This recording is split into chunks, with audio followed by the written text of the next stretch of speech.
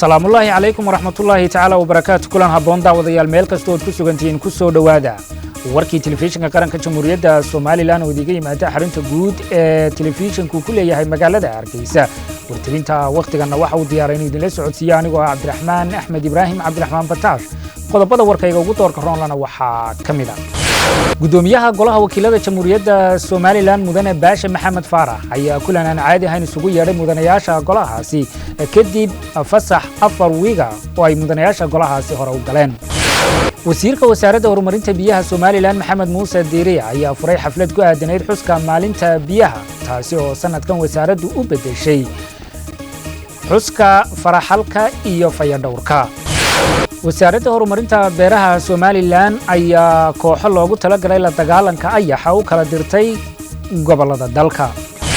agaasimaha guud ee wasaaradda horumarinta caafimaadka Soomaaliland ayaa shacab weynaha dalka u soo jeediyay inay qaataan fariimaha iyo awaamirta ay u soo jeediyaan bulshada.